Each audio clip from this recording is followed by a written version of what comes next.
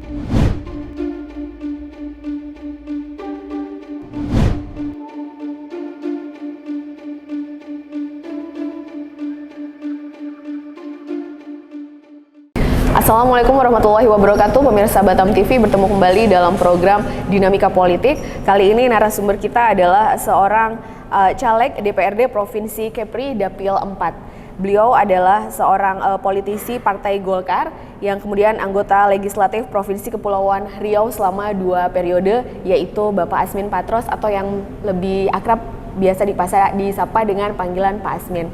Selamat siang Pak Asmin. Selamat siang. Apa kabar Pak? Alhamdulillah baik. Baik Pak Asmin, gimana nih dalam masa kampanye ini? Lagi sibuk apa dan apa yang paling banyak menyita waktu nih Pak kegiatannya? Ya, kalau buat kami calon anggota dewan pada masa kampanye ini memang yaitu melayani pertemuan ya, baik kita mengunjungi maupun kita yang dikunjungi. Nah ini yang terjadi sepanjang 75 hari ini ya, sampai ke nanti tanggal 10 Februari ya. Jadi baik kami, kalau saya secara pribadi sih lebih banyak saya mengunjungi ya, baik menghadiri undangan, apalagi ini pas the end of the year kan, mau Christmas ya, mau New Year, jadi banyak sekali undangan yang harus kami hadiri. Jadi kesibukannya antara lain itu, di samping itu ya kita menerima aspirasi masyarakat, baik itu kita yang datang ke tempatnya atau kelompok masyarakat yang datang ke posko atau sekretariat kita. Bicara soal track record nih Pak Asmin, tadi Bapak sempat bicara mengenai kunjungan dan mengunjungi. Kalau dilihat dari track record Pak Asmin ini kan setiap nyalek nggak kepilih apa ya, nggak pernah nggak duduk. Nah yang jadi pertanyaan di masa kampanye yang sekarang nih, menjelang pemilu yang sekarang, kira-kira apakah lebih santai atau gimana Pak, atau sama aja? Ya, ada orang bijak mengatakan mempertahankan itu lebih sulit dibandingkan dengan meraih. Jadi terus terang kalau ditanya lebih rileks, malah lebih berat. Karena ada semacam tanggung jawab bagaimana untuk tetap mempertahankan posisi existing hari ini ya.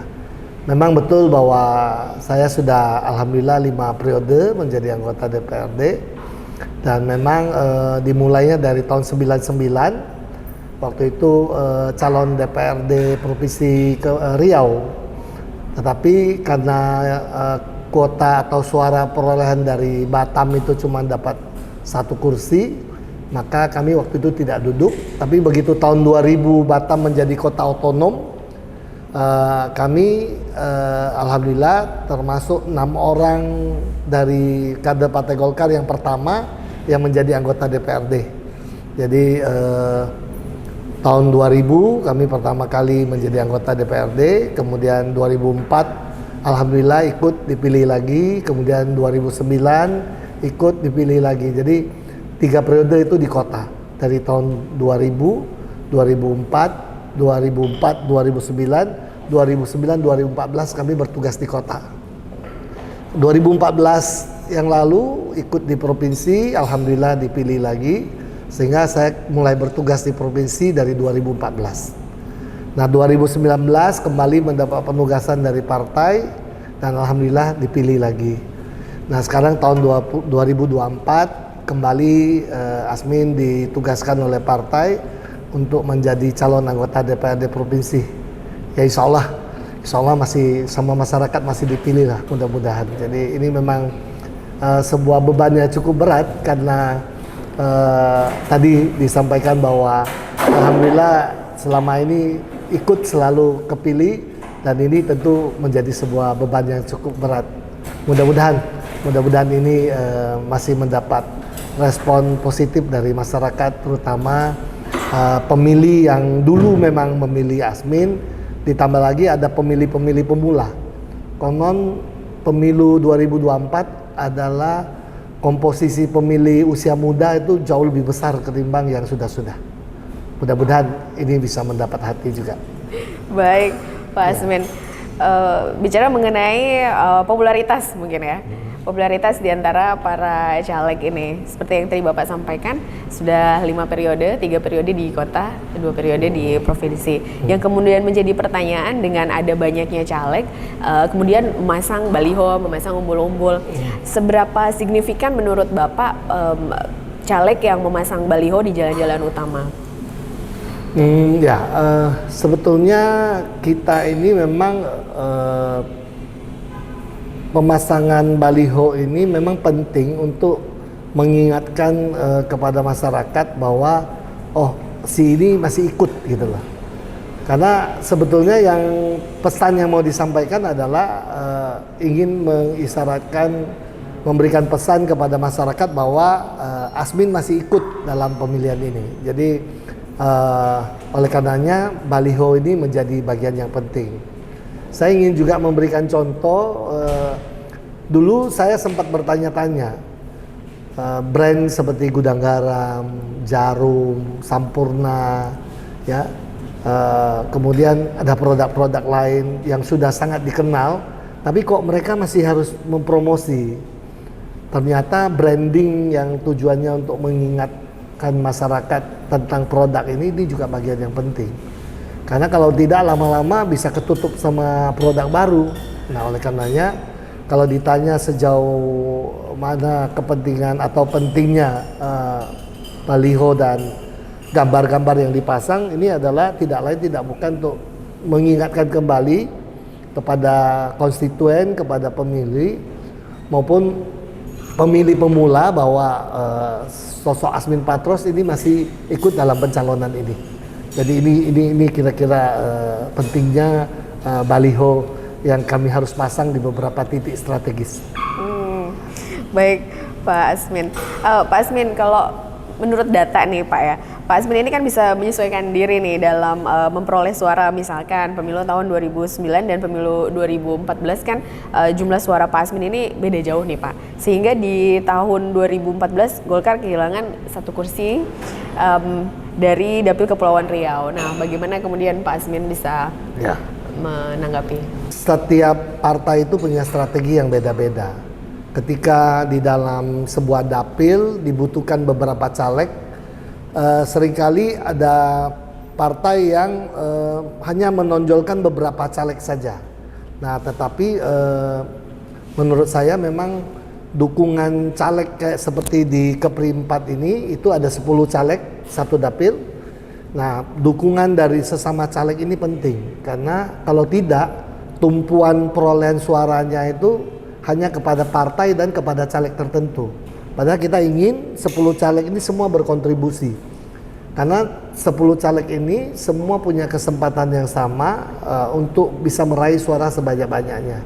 Nah, oleh karenanya kalau tadi ditanya 2014, alhamdulillah Golkar dapat 2 kursi di Dapil Kepri 4, tapi di 2019 Golkar kehilangan 1 kursi. Nah, ketika itu memang jumlah caleg unggulan di Dapil Asmin waktu itu berkurang banyak. Jadi hanya mengandalkan 3 orang. Waktu itu Asmin, Thomas Suprapto, dan Pak Juni Harto Sinaga saja. Nah, sebelumnya kami punya caleg lebih merata yang rata-rata caleg menyumbangkan suara. Nah, yang di pemilu 2014. Oleh karenanya di 2024 ini kembali Golkar menambah kekuatan caleg-calegnya. Jadi di samping nanti Asmin Patros yang jadi caleg nomor urut 1, ada Pak Haji Sukri Varial caleg nomor 2, kemudian ada caleg perempuan Lydia ini caleg generasi muda dari Golkar, kemudian nomor 4 ada Pak Angelinus, nomor 5 ada Pak Fisman. Jadi kemudian kami juga dilapisi oleh caleg-caleg potensial dari wanita yang nomor 6 dan seterusnya sampai ke nomor 10 gitu. Asmin, saya masih punya beberapa pertanyaan untuk Bapak, tapi kita rehat sejenak ya Pak. Baik pemirsa Batam TV, kami akan kembali setelah jeda pariwara berikut ini, tetap di program Dinamika Politik.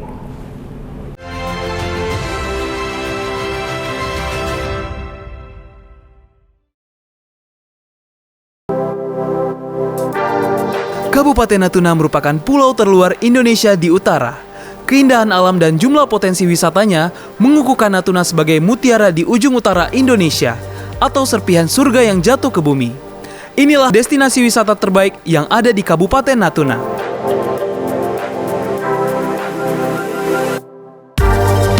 Destinasi wisata religi Masjid Agung Natuna.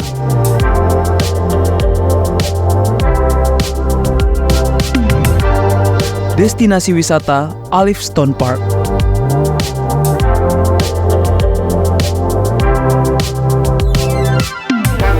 Destinasi wisata Museum Natuna.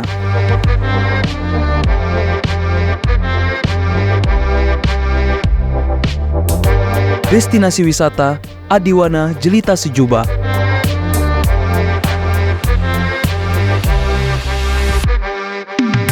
Destinasi wisata Natuna Dev Resort.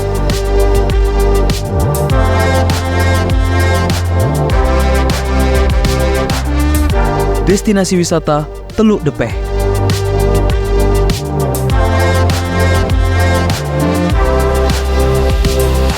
Destinasi wisata Pulau Tiga.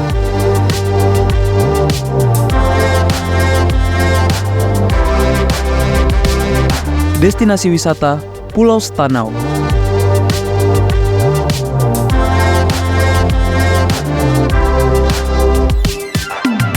Destinasi wisata Kota Apung Sedanau.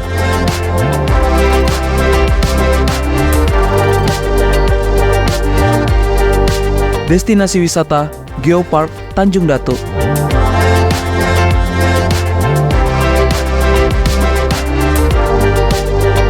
Destinasi wisata Pulau Senoa.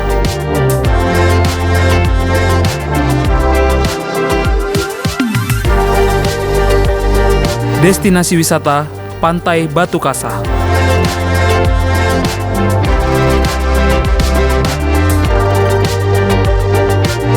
Destinasi wisata Pulau Akar.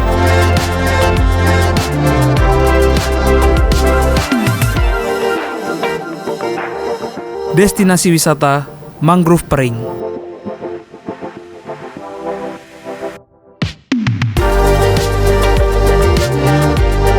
Destinasi wisata Pusat Informasi Geologi.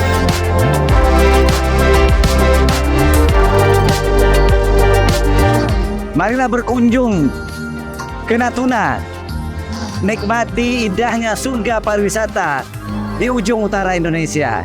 Salam Geopark.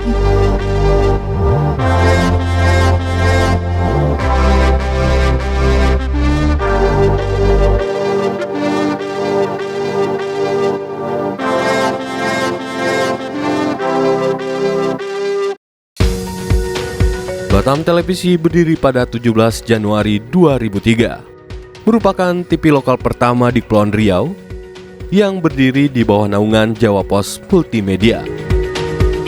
Batam Televisi bersiaran secara digital dan juga dapat diakses melalui JPM Streaming. Berikut media sosial Batam TV.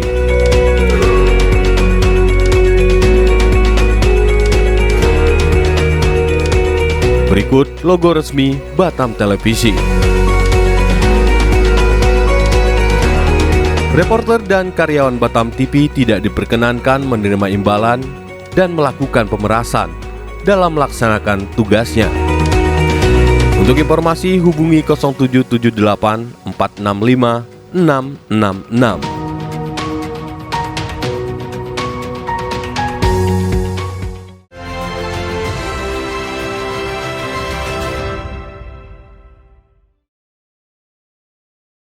Baik pemirsa Batam TV, masih di program Dinamika Politik dengan tema strategi Jitu memperoleh suara dalam pemilu legislatif 2024. Pak Asmin, tadi sempat disinggung mengenai pemilu dari tahun 2009, 2014 dan seterusnya.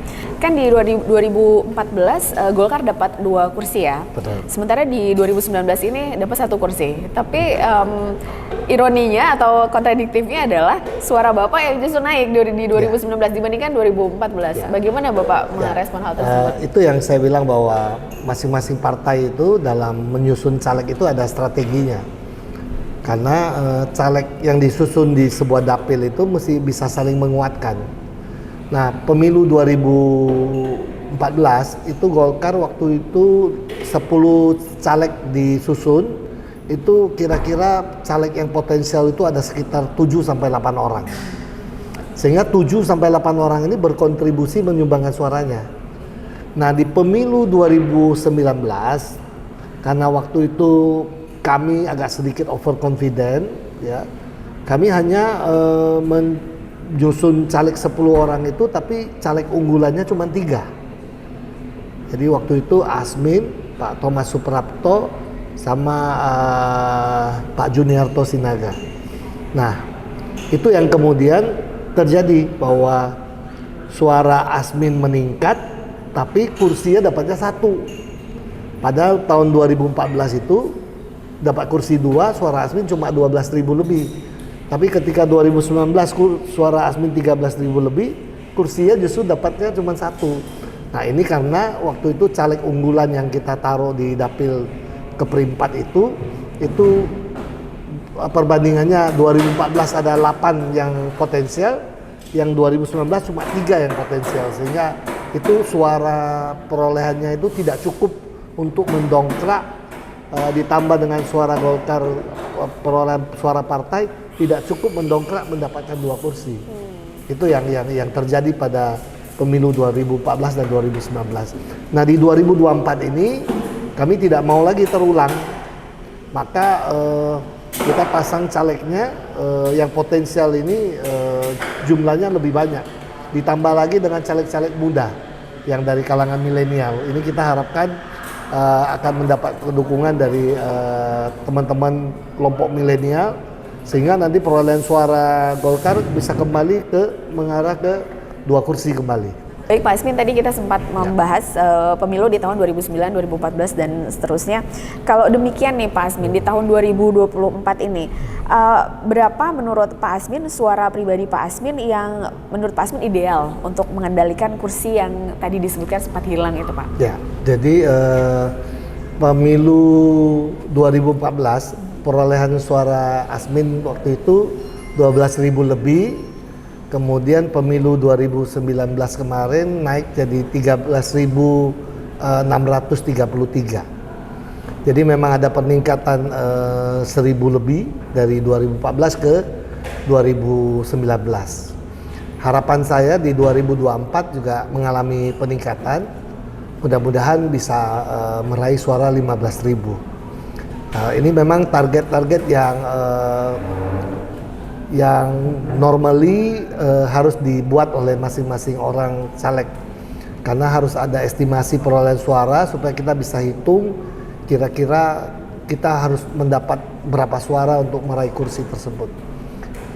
Dari kalkulasi kami dengan sesama caleg, memang harapannya Asmin sekurang-kurangnya harus dapat 15.000. Tapi saya harus jujur katakan bahwa tahun ini kemungkinan lebih berat dibandingkan dengan tahun 2024 lebih berat dibandingkan dengan 2019, karena jumlah caleg yang turun yang potensial di 2024 ini jauh lebih besar dibandingkan dengan 2019, sehingga terutama yang dari etnis Tionghoa pasti kita memperebutkan kue yang lebih kurang sama.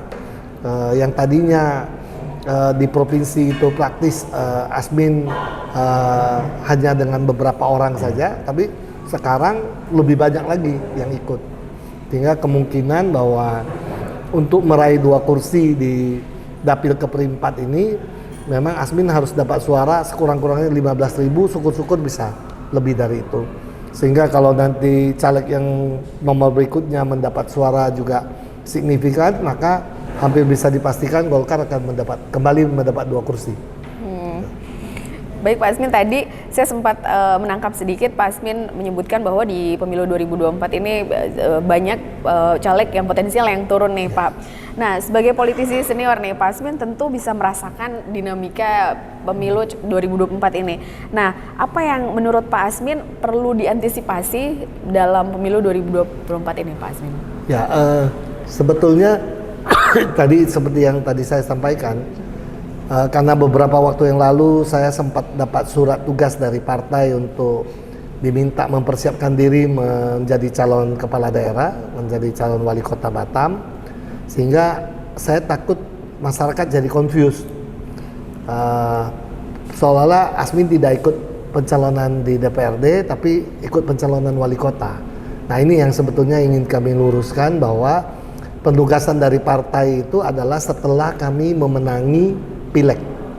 Jadi insya Allah kalau nanti kami pemilihan legislatif ini meraih suara sebanyak-banyaknya dan berhasil duduk sebagai anggota dewan, maka penugasan partai yang tadinya ditugaskan untuk calon wali kota itu bisa dilanjutkan. Tetapi kalau misalnya di pemilihan legislatif ini perolehan suara Asmin tidak signifikan, tentu ini tidak menjadi sebuah yang menarik bagi calon pendamping. Apakah kita sebagai wakil ataupun kita sebagai wali kota, itu menjadi tidak menarik. Oleh karenanya tantangan terberat yang saat ini perlu kami lakukan adalah untuk meluruskan bahwa kami firm mengikuti pemilihan legislatif di tanggal 14 Februari tahun 2024 dan kemudian baru akan mempersiapkan diri di September 2024 untuk pilkada. Jadi sekali lagi kami siap mengikuti kontestasi di pemilihan legislatif tanggal 14 Februari 2024. Baik Pak Asmin, saya mau bergeser dikit nih, saya mau menyinggung mengenai pencalekan, tapi hubungannya atau pengaruh Pilpres terhadap pencalekan. Menurut Pak Asmin bagaimana tuh Pak? Oh ya, jadi suka tidak suka itu Pilpres, pasangan yang didukung oleh Partai Golkar itu akan sangat berdampak terhadap pencalonan kami.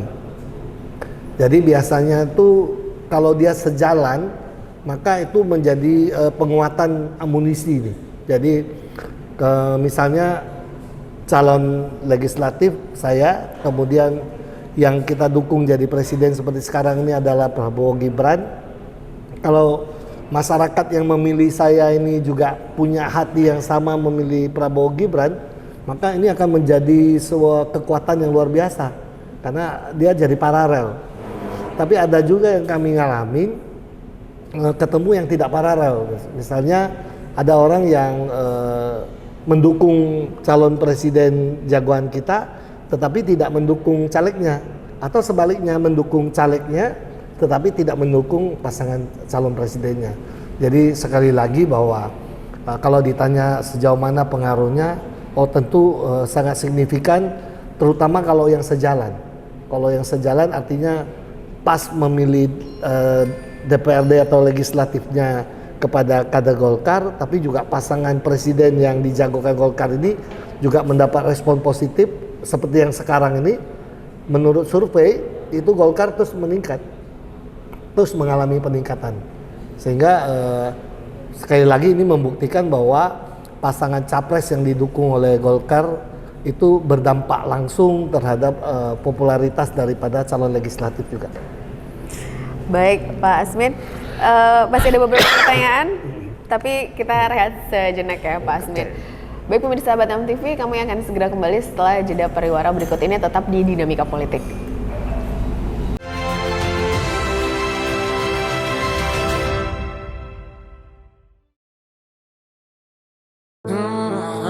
Berikut adalah 10 destinasi wisata terbaik yang ada di Kabupaten Kepulauan Anambas versi Batam Televisi.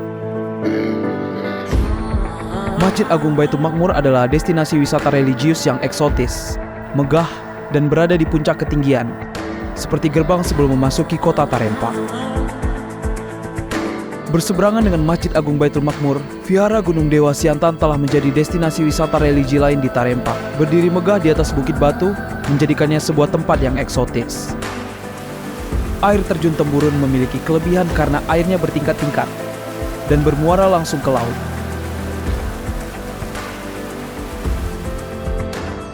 Ditatanya fasilitas pendukung pariwisata dengan baik, menjadikan Pulau Pangeran Desa Belibak termasuk dalam 10 desa kreatif Asosiasi Desa Kreatif Indonesia oleh Kementerian Pariwisata dan Ekonomi Kreatif.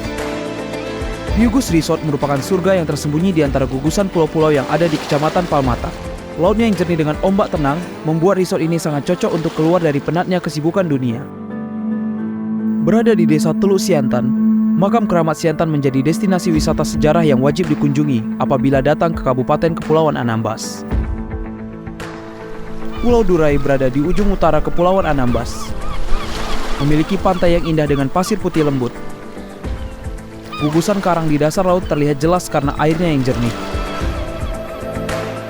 Pulau Temuruk adalah 2 buah pulau yang disatukan dengan pasir putih yang bersih, berkilau, dan memiliki laut yang jernih membiru, sehingga sangat cocok untuk snorkeling. Pulau Pahat menyimpan pesonanya tersendiri. Lautnya yang jernih membuat terumbu karang jelas terlihat hingga jauh ke tengah. Pulau Pahat juga merupakan tempat konservasi penyu di Anambas. Pantai Padang Melang dikenal karena memiliki bibir pantai terpanjang di Kabupaten Kepulauan Anambas, yaitu sepanjang 7 km.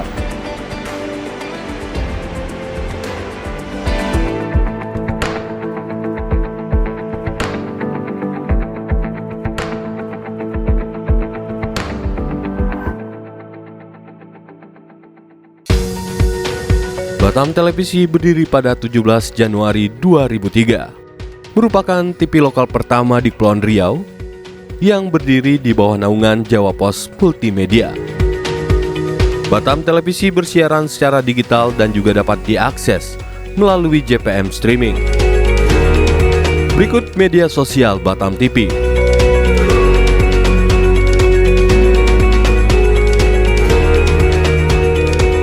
Berikut logo resmi Batam Televisi. Reporter dan karyawan Batam TV tidak diperkenankan menerima imbalan dan melakukan pemerasan dalam melaksanakan tugasnya. Untuk informasi hubungi 0778 465 666.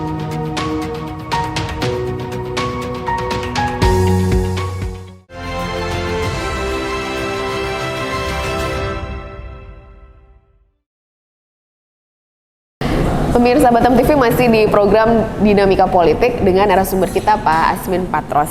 Pak Asmin, di lapangan kan kita banyak dengar suara mengenai belanja suara atau money politik. Nah, apa nih pandangan Pak Asmin tentang belanja suara atau money politik ini? Ya, memang sekarang peraturan KPU dalam hal ini menyangkut soal pemberian sesuatu kepada calon pemilih. Ini memang ada perubahan. Kalau dahulu angkanya itu hanya sekitar kalau saya tidak keliru 60 apa 70 ribu. Sekarang itu sudah tidak boleh, batasannya 100 ribu. Jadi ada peningkatan, tapi tidak boleh diberi dalam bentuk uang, tapi boleh dalam bentuk barang, ya, dalam bentuk barang. Jadi memang ya akhirnya terus terang agak tipis juga sih ya, antara kita mengucapkan terima kasih kepada calon pemilih kita dengan maaf yang disebut dengan money politik tadi. Tetapi yang pasti dilarang secara tegas oleh KPU maupun Bawaslu adalah memberikan dalam bentuk uang. Jadi dari sosialisasi memang disampaikan bahwa yang boleh diberikan itu adalah dalam bentuk barang, dan harga barangnya harus di bawah 100 ribu, tidak boleh lebih dari 100 ribu. Jadi ini yang terjadi. Nah, kalau ditanya kepada saya sampai sejauh mana kepentingan, menurut saya belanja suara ini, saya harus jujur sampaikan bahwa selama ini kami bekerja, begitu hari pertama kami dilantik kembali, kami sudah kembali bekerja untuk merawat konstituen. Saya tetap masih yakin dan percaya bahwa apa yang kita tanam itulah yang kita petik. Jadi mudah-mudahan apa yang 5 tahun selama ini setelah kembali duduk menjadi anggota DPRD Provinsi ini saya lakukan, insya Allah masih ada yang melekat lah di masyarakat. Jadi kalaupun dalam perjalanan ada yang minta bantu ini, minta bantu itu, saya kira masih dalam batas-batas wajar. Apalagi bukan untuk kepentingan orang-orang tertentu, tapi untuk kepentingan kelompok masyarakat. Misalnya selama perjalanan ini ada yang minta dukungan untuk membantu fasilitas umum, fasilitas sosial, ya, termasuk juga membantu rumah-rumah ibadah dan lain sebagainya, sekolah, ya, organisasi sosial kemasyarakatan. Menurut saya masih dalam batasan yang wajar, ya, sepanjang semua tidak diartikan dalam bentuk transaksional gitu ya. Artinya kita memang bukan jual beli, tetapi kita mengingat nih karena masyarakat di tempat ini telah membantu kita. Tentu ketika kita kembali mendapat kepercayaan terpilih kembali, ya kita harus membantu kembali masyarakat itu dalam bentuk misalnya membantu mempercepat pembangunan fasilitas umum maupun fasilitas sosial di kawasan itu. Baik, Pak Asmin, mendengar banyak sekali pandangan Bapak mengenai perspektif politik. Saya juga kami sempat mendengar bahwa Pak Asmin ini sebagai politisi senior dijagokan atau direkomendasikan oleh partai untuk maju sebagai Batam 1. Nah, menurut Pak Asmin sendiri, tanggapan Pak Asmin terkait hal tersebut bagaimana, Pak? Ya, sekali lagi saya secara pribadi berterima kasih kepada partai yang ternyata secara diam-diam terus memperhatikan kinerja masing-masing kadernya. Nah, alhamdulillah memang bukan cuma Asmin sendiri, tetapi untuk Batam ada 4 orang, yaitu Asmin, Pak Yunus Muda, kemudian Pak Taba Iskandar dan Pak Ma'ruf. Nah, ada 4 orang yang mendapat surat tugas agar mempersiapkan diri menjadi calon wali kota Batam. Tetapi saya menanggapi itu sebagai wujud penghargaan partai kepada kami sebagai kader partai, dan tentu penghargaan ini harus kami jaga dengan sebaik-baiknya. Kata kuncinya adalah kami harus mempersiapkan diri lebih baik, memenangkan pemilihan legislatif dan memenangkan Partai Golkar di dalam pemilihan legislatif ini, termasuk memenangkan Pilpres. Karena kalau sukses pemilihan legislatif ditambah lagi sukses Pilpres, maka akan memudahkan kami untuk sukses Pilkada. Karena Pilkada itu jatuhnya di September 2024. Jadi ada cukup waktu untuk kami bekerja, sehingga saya tetap yakin bahwa dengan memenangi pemilihan legislatif ini, insya Allah akan mengantarkan kami ke jenjang karir politik yang lebih tinggi, dalam arti terjun ke eksekutif. Gitu. Baik, Pak Asmin. Bicara mengenai tadi memenangkan pemilihan legislatif 2024, kira-kira nih seandainya Bapak terpilih lagi menjadi anggota DPRD periode yang akan datang, apa hal baru yang akan Bapak lakukan? Ya, ada 2 kerja yang belum tuntas saya lakukan, adalah bagaimana terus mendorong agar sport tourism itu menjadi salah satu sektor andalan di Kepulauan Riau, di mana sport tourism ini kita mesti memadukan antara kegiatan olahraga dengan mendukung industri pariwisata. Jadi ini yang belum tuntas kami kerjakan adalah bagaimana menyusun kalender kegiatan bersama dengan 7 kabupaten kota. Misalnya kalau kita buat sebuah maraton, misalnya seri maraton, 7 kabupaten kota ini harus mengatur, jangan jatuh pada waktu yang bersamaan, tapi juga jangan jatuh pada waktu yang jaraknya terlalu jauh. Sehingga kalau katakanlah ada peserta dari luar negeri yang datang, mereka udah tahu nih seri pertama di mana, kemudian puncaknya nanti di mana.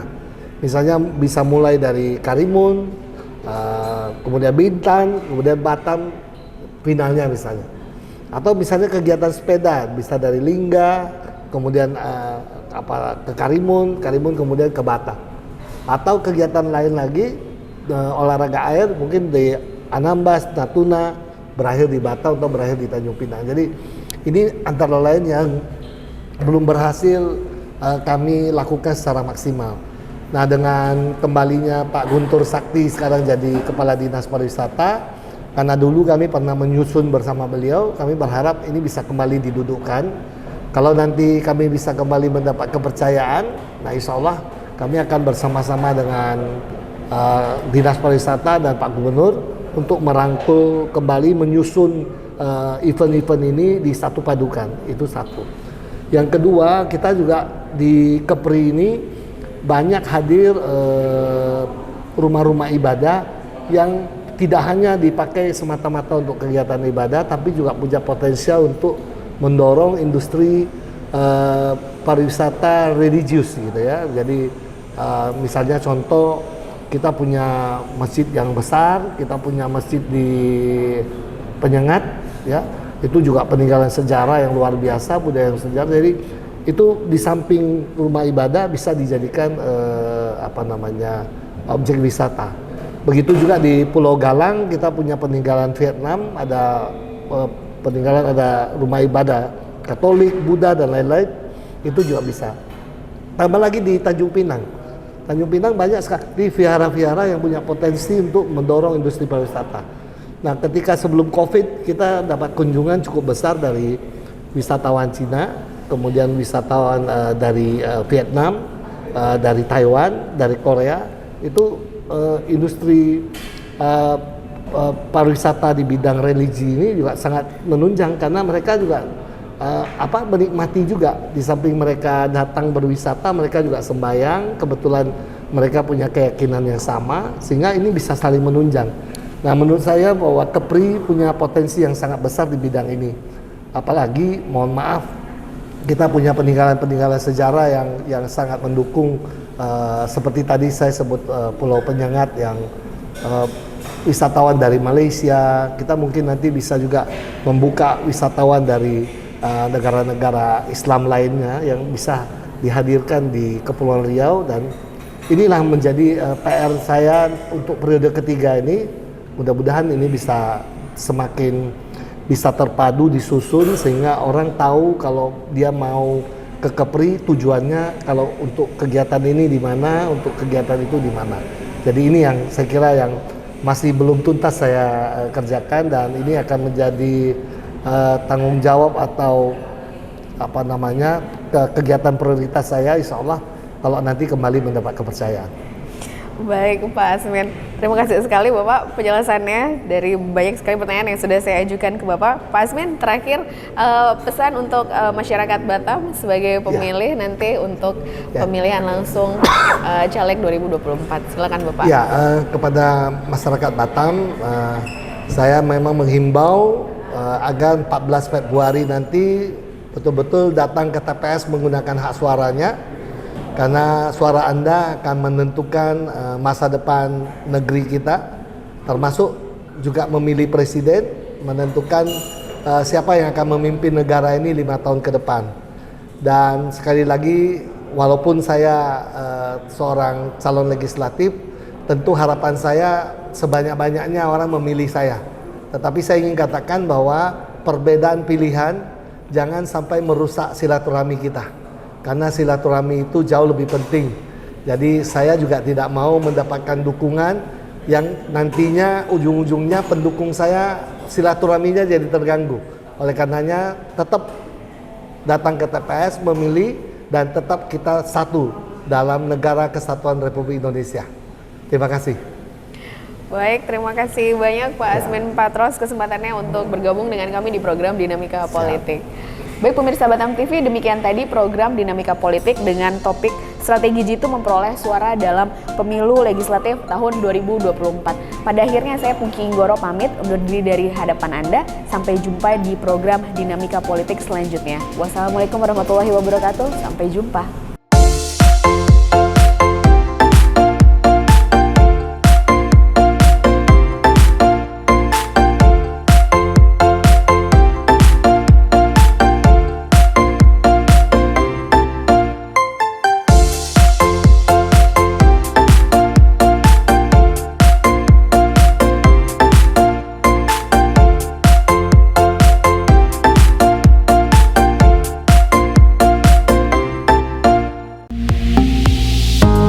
Batam TV, inspirasi Kepri.